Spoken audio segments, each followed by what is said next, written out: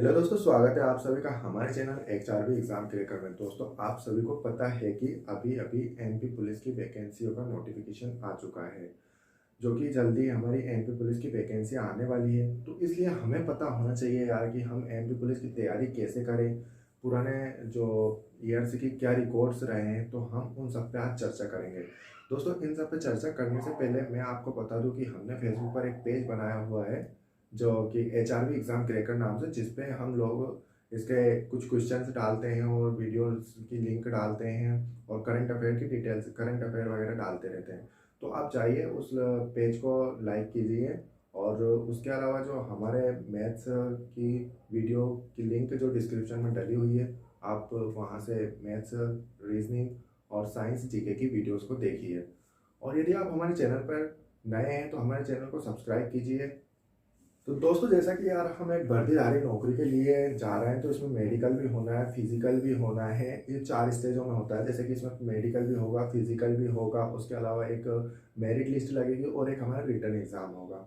हम return exam के बारे में बात करेंगे, मेरिट लिस्ट के बारे में बात करेंगे और जो पिछले साल का कट ऑफ किया गया है उसके बारे में बात करेंगे। लेकिन सबसे पहले हम जानते हैं कि हमें इसके लिए कितनी हाइट चाहिए। तो मैं आपको बता दूं कि यदि आप जनरल में हैं, आप जनरल में हैं और आप मेल है, तो आपकी हाइट इसके लिए होना चाहिए 168 सेंटीमीटर प्लस, या 168 सेंटीमीटर या फिर इससे ज़्यादा होनी चाहिए। और ये किस किस के लिए है? जनरल के लिए भी है, ओबीसी के लिए भी है और एससी के लिए भी यही है। और एसटी में, वही मेल की अगर बात की जाए तो एसटी में जो हाइट हो जाती है आपकी 160 सेंटीमीटर। एसटी में जो है 8 सेंटीमीटर की आपको छूट मिलती है। 160 या फिर इससे ऊपर होनी चाहिए। अब हम बात करते हैं फीमेल की। तो फीमेल भैया आपकी कोई सी भी कैटेगरी में रहे फीमेल, उसकी हाइट होनी चाहिए 158 सेंटीमीटर। और 158 सेंटीमीटर हाइट होनी चाहिए, जो कि पिछले साल थी नोटिफिकेशन में। लेकिन पिछले साल जब ये मेडिकल चल रहा था तो उस दौरान ये मेडिकल में देखी जाती है हाइट।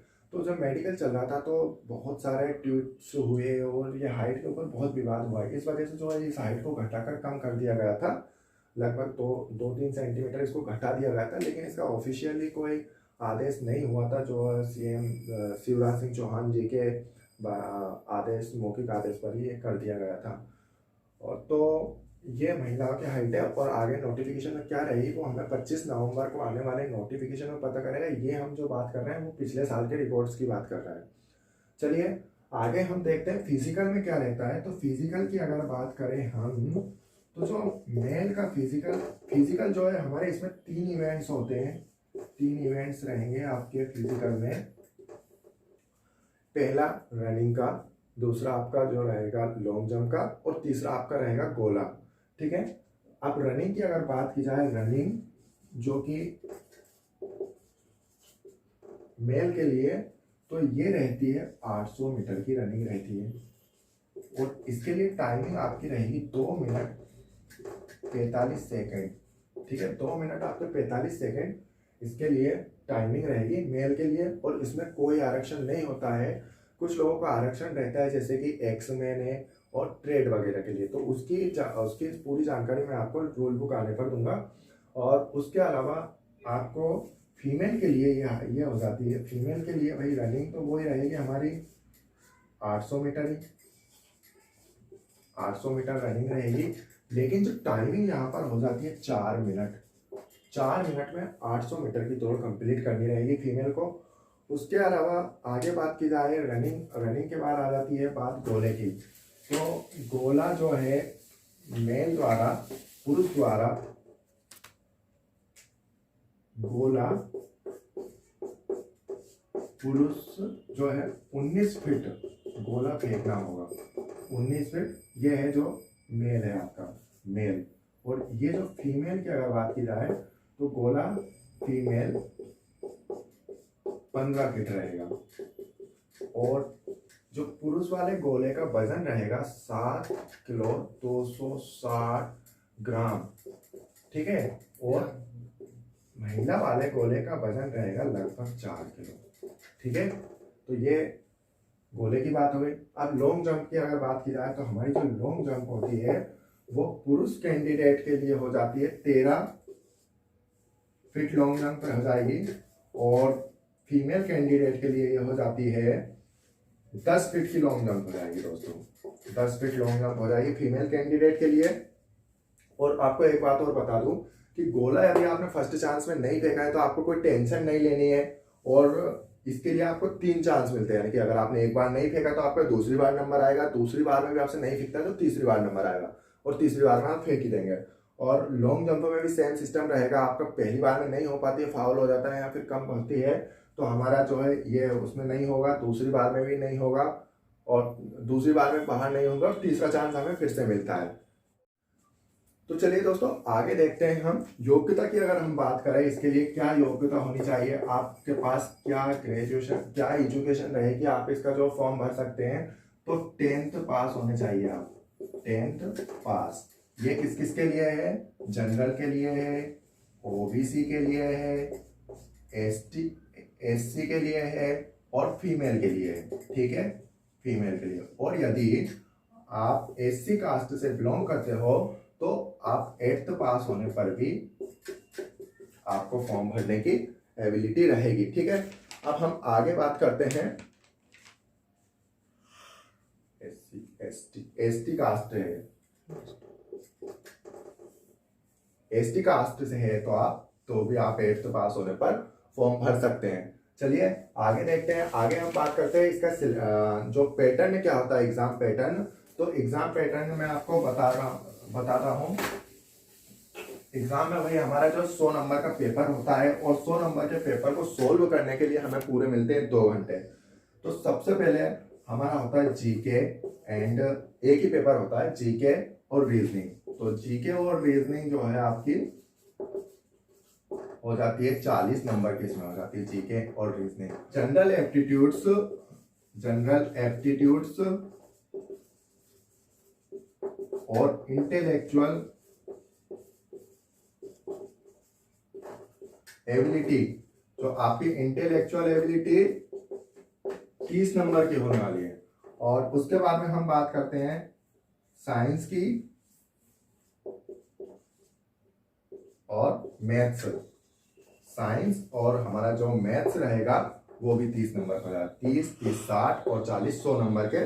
इस तरह से हमारे 3 पोर्शन से क्वेश्चन आ जाते हैं। लेकिन दोस्तों ये तो इसका पैटर्न है जो कि इसमें दिया जाता है, और पूरा पेपर इस बेस पर नहीं रहता है। मैं आपको बता देता हूँ, हमने पुराने करीब 10 से 15 पेपरों का एनालिसिस किया है, जिसके आधार पर एक निष्कर्ष निकाला है, और हमने तैयार किया है कि हमारे स्टूडेंट्स किस हिसाब से तैयारी करें।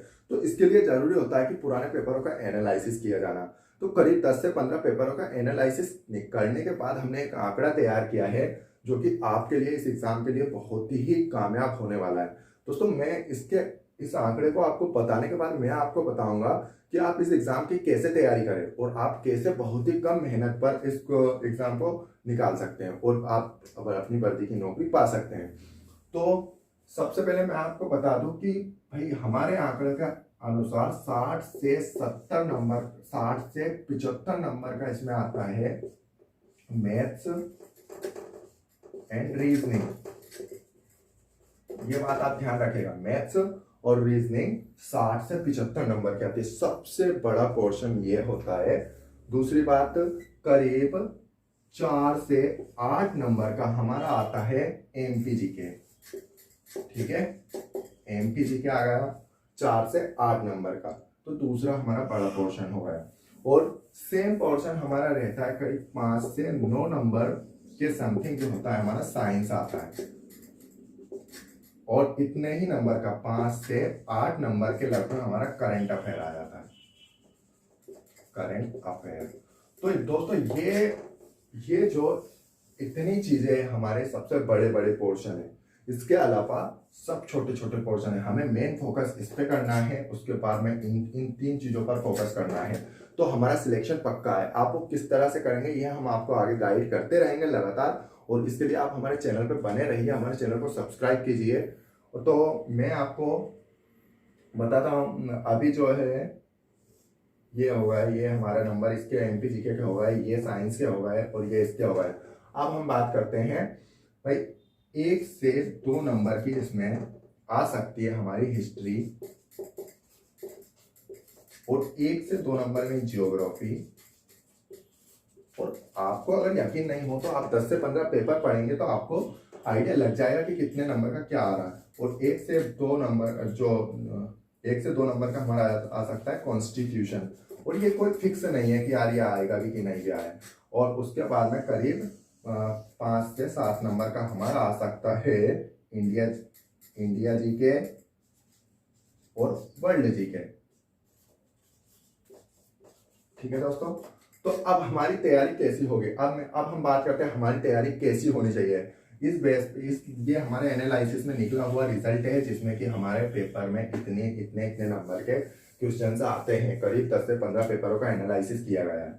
तो चलिए, सबसे बड़ा पोर्शन है दोस्तों हमारा साइंस का, मैथ्स और रीजनिंग का। सबसे बड़ा जो हमारा पोर्शन है मैथ्स और रीजनिंग का। और अब देखिए यार, अक्सर स्टूडेंट तैयारी करता है तो वो कहाँ से स्टार्ट करता है, वो ज्योग्राफी से स्टार्ट करता है, वो हिस्ट्री से स्टार्ट करता है, या फिर वो संविधान से स्टार्ट करता है। लेकिन मैं आपको ये बिल्कुल सजेस्ट नहीं करूंगा कि आप इससे स्टार्ट कीजिए। अगर आपको एग्जाम में कम मेहनत में ज़्यादा नंबर लाने हो और सिलेक्शन लेना है, तो आप सबसे पहले अपने मैथ्स और रीजनिंग को एकदम तैयार कर लीजिए। मैथ्स तो देखिए दोस्तों, हमारा मैथ्स रीजनिंग इसमें 60 से 75 नंबर का आता है। तो सबसे पहले हमें जो तैयारी करनी है, मैथ्स और रीजनिंग की तैयारी हमारी सबसे पहले और सबसे स्ट्रिक्ट तैयारी होनी चाहिए, क्योंकि यही वो पोर्शन है जो हमें इसके बेसिक्स तक, मतलब एग्जाम के लेवल तक ले जाता है, कंपटीशन के लेवल में ले जाता है। यदि आपका मैथ्स और रीजनिंग बहुत अच्छे हैं तो बहुत ही अच्छी बात है। और यदि आप नहीं कर पा रहे हैं मैथ्स रीजनिंग अच्छे से, तो आप हमारे चैनल के साथ जुड़े रहिए। हम आपको बताएंगे कैसे करना है, क्या करना है, क्या ट्रिक्स रहेगी, कौन कौन से क्वेश्चन आपके करने पर आसानी से आप जल्दी से जल्दी अपने टारगेट तक पहुंच जाओगे। और उसके बाद में हमें दूसरी चीज पढ़नी चाहिए यार, साइंस। और साइंस में यार हमारे जो चारों पोर्शन कंप्लीट हो जाते हैं यहाँ पर। इसमें फिजिक्स, केमिस्ट्री, बायोलॉजी और बॉटनी। तो इन चारों पोर्शन में से जो है 5 से 9 नंबर के क्वेश्चन आएंगे। तो चारों पोर्शन को आपको पढ़ना है, लेकिन आपको पूरा नहीं पढ़ना है। कितना पढ़ना है, क्या पढ़ना है, कैसे पढ़ना है, वो भी हम आपको लगातार बताते रहेंगे, आपको लगातार गाइड करते रहेंगे इस एग्ज़ाम के लिए। और उसके अलावा फिर आपका दूसरा एक पोर्शन आता है हमारा एमपीजी के, जो कि कुछ ही दिनों बाद हमारे चैनल पर जल्दी ही स्टार्ट होने वाला है। इसकी एमपीजी को की आपको क्लासेस दिखने लगेंगी। और एमपी के में जो बहुत सारी चीज़ें, कुछ भी पूछा जा सकता है, क्योंकि यार एमपी की एग्जाम है। ठीक है, तो ये इस पर आपको थोड़ा ज़्यादा फोकस करना पड़ेगा, ज़्यादा डीपली पढ़ना पड़ता है। और उसके बाद में हमें करंट अफेयर की अगर बात की जाए तो भाई करंट अफेयर का जो है 5 से 8 क्वेश्चन आना निश्चित है। इसमें से भाई आपको एक दो क्वेश्चन आपको कहाँ से मिल सकते हैं, राजनीति से। एक दो क्वेश्चन जो है आपको इंटरनेशनल चीज़ों से भी मिल सकते हैं, जो कि मतलब कुछ बड़े लेवल की चीज़ होगी। ऐसी नहीं यार इंटरनेशनल छोटी मोटी चीज़ जो एक बड़े लेवल पर फेमस होगी, जैसे कि यार नोबेल पुरस्कार एक बहुत बड़ी चीज़ है, या कोई सा पुरस्कार होगा, कोई सा अवार्ड होगा, या फिर कोई जैसे अभी कोरोना काल चल रहा है, अगर इसकी वैक्सीन की खोज हो रहा है तो उसके बारे में वो पूछ सकता है। और तीसरी चीज़, एमपी की भी एक दो चीज़ें इसमें, एक दो नंबर की चीज़ें एमपी की भी इसमें पूछी जाएगी, और स्पोर्ट्स से पूछा जाएगा। इसके अलावा आपका इस तरह से आपका करंट अफेयर वाला पोर्शन हो जाता है। लेकिन करंट अफेयर में आपको एक बात और ध्यान रखनी है कि करंट अफेयर लगभग पिछले 6 महीने का ही पूछा जाएगा। अगर 6 महीने से आगे जाता है तो वो कुछ बड़ी चीज़ों के लिए जाएगा, जैसे कि अभी मैंने बताया नोबेल पुरस्कार जैसी चीज़ के लिए भी वो 6 महीने से आगे जा सकता है, या फिर कोई सी एक बड़ी घटना होती है, या फिर कोई बड़ा काम होता है तो उसके लिए भी वो 6 महीने से आगे की तरफ बढ़ सकता है। नहीं तो नॉर्मल चीज़ अगर पूछी गई तो वो 6 महीने के अंदर की ही पूछी जाएगी। अब 1 से 2 क्वेश्चन आपके हिस्ट्री से आने हैं। तो हिस्ट्री का मैं बता दूं आपको कि यार एनिशिएंट हिस्ट्री जो है आप इसमें बिल्कुल भूल जाइए। बाकी 2 भागों में से आप याद कर लीजिए तो 1 से 2 नंबर आपके पक्के हो जाएंगे। और वहाँ से चल के आपका 1 से 2 नंबर का जो है जियोग्राफी आना है। तो जियोग्राफी जो है इंडिया जियोग्राफी, एमपी जियोग्राफी और वर्ल्ड जियोग्राफी कुछ भी आ सकता है। तो आपको जो इसमें नॉलेज बहुत ज़्यादा डीपली नहीं जाना है जियोग्राफी में भी। और 1 से 2 नंबर का आपका जो आने वाला है कॉन्स्टिट्यूशन आने वाला है 1 से 2 नंबर का। तो इसमें भी आपको बहुत ज़्यादा डीपली नहीं जाना है। इसमें लगभग आपको वही सब चीज़ें पढ़नी है जो सिंपल है। और 5 से 7 नंबर का इंडिया जीके, वर्ल्ड जीके। तो इंडिया जीके, वर्ल्ड जीके में से आपसे पूछी जाएंगी सबसे बड़ी चीज़ें, सबसे छोटी चीज़ें और पहली चीज़ें, अंतिम चीज़ें, वर्तमान में क्या है, इस तरह की चीज़ें आपको पूछी जाएंगी। कौन सा द्वीप कहाँ पर स्थित है, कहाँ पर क्या है, कैसा है, इन सब चीज़ों के बारे में आपको जनरल नॉलेज में पूछा जाएगा। तो चलिए दोस्तों आगे बढ़ते हैं और हम अब शुरू करते हैं। अब कट ऑफ के बारे में जानते हैं हम कि आखिर इसका कट ऑफ जो है पिछले साल यानी कि वर्ष 2017 में जब वैकेंसी आई थी तो इसका कट ऑफ कितना रहा था, वो कट ऑफ मैं आपको डिटेल से बताता हूँ। तो चलिए दोस्तों अब बात करते हैं हम कट ऑफ की। ये कट ऑफ जो है हमने वर्ष 2017 के फाइनल एग्जाम से लिया हुआ है, जिसमें 2 तरह के कट ऑफ है आपके लिए। एक फिजिकल के लिए, जिसमें मतलब आपका फिजिकल के लिए कितने नंबर होने पर बुलाया गया, और एक फाइनल कट ऑफ, ये मेल का कट ऑफ है या फीमेल का कट ऑफ है।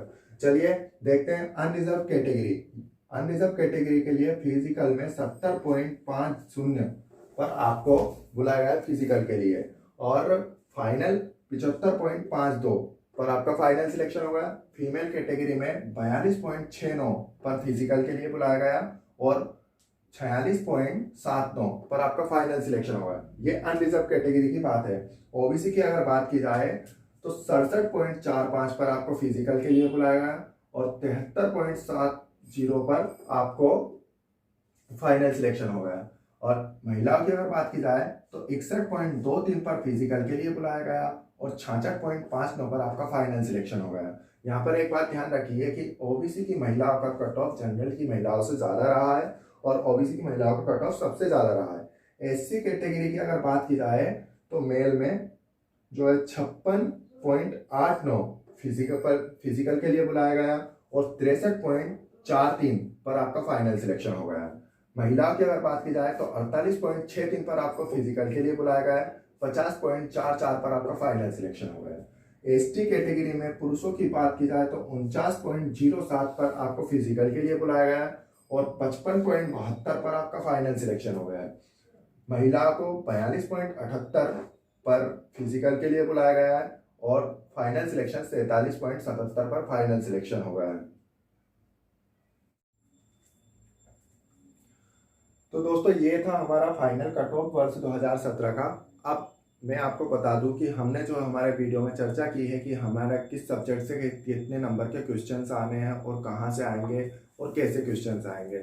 तो आपको क्या करना है, हमारे चैनल को सब्सक्राइब कर लीजिए दोस्तों, क्योंकि अभी हमने सिर्फ आपको सब्जेक्ट्स बताए, लेकिन क्वेश्चन क्या क्या आएंगे, कितने बड़े आएंगे, ये सब हम आपको आगे के वीडियो में गाइड करते रहेंगे। लगातार हम आपसे जुड़े रहेंगे, आपको बताते रहेंगे, और नोटिफिकेशन आने पर, रूल बुक आने पर हम ये सब डिस्कशन एक बार फिर से करेंगे कि फाइनल कट ऑफ कितने पर जा सकता है। दोस्तों हमारे चैनल को सब्सक्राइब कीजिए, वीडियो पसंद आई हो तो लाइक कीजिए, और बताइए कमेंट में आपको वीडियो कैसी लगी। चलिए धन्यवाद दोस्तों।